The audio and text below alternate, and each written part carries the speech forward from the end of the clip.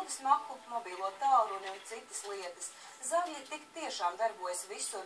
To pierāda mūsu nākamais stāsts. Tas būs par kādu frizētavas klienti, kurai atlika vien uz īsu brīdi novērsties, lai paliktu bez naudas maka. Frizētavas apmeklējumam vajadzētu būt kam līdzīgam patīkamai atpūtai, taču šoreiz sanācis savādāk.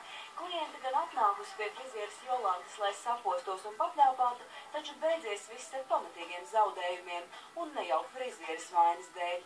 Friziera ar klienti bija labas paziņas un sen nebija tikušās, tādēļ pēc tam, kad krāsa jau ielikta matos, abas izlēma iedzert tēju vai kafiju un papļāpāt.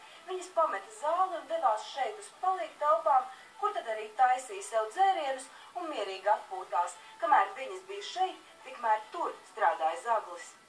Kā vīrietis ienāca salonā, sievietes nedzirdēja. Acīm redzot, viņš ielīda pa durvju šķirbu, lai nenoskanētu durvju zvaniņš. Skaidri dzirdama bija tikai viņa aiziešana, jau kopā ar klientes maku. Kamēr mēs tās kafijas un tējas izvēlamies, durvīs noskan zvaniņš. Es iznācu uz salonu, paskatījos, neviens nav. Bet pa lūgu redz, kad aiziet vīrietis. Man soma stāv, viņa arī bija te šī telpā, stāvēja soma, stāvēja, viņa arī bija uz dīvāna pie krēsla, kur viņa sēž. Un viņa saka, viss ir, un nesteidzīgi paskaļos, kā vīrietis aiziet. Tā viņa somā ieskatās, maka nav. Faktiski klienti neko ļaunu nenojauza un piedāvusi veselas 2 kļūdas. Somu atstājusi nepieskatītu, turklāt arī atvērtu, tādēļ maks bijis labi redzams. Labi, ka sieviete telefonu turējusi pie sevis. Visticamāk, ka Zaglis būtu paņēmis arī to, taču zaudējumi jau tāpat šobrīd ir vērā ņemami.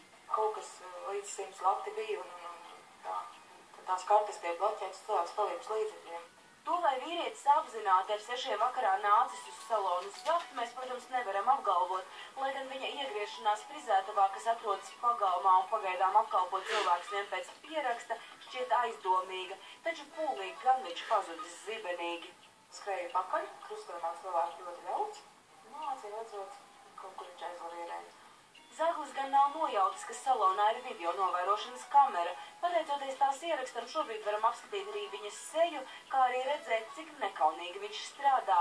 Nozagtais naudas maks vēlāk gan atradies, kaut kur Cēsu ielā nomests uz zemes. Nauda no tā, protams, pazudusi līdz pēdējiem santīmam. Zaglis mēģinājis lietot arī banku kartes, taču tās laikus nobloķētas. Tagad maks gaidot policijas pierašanos.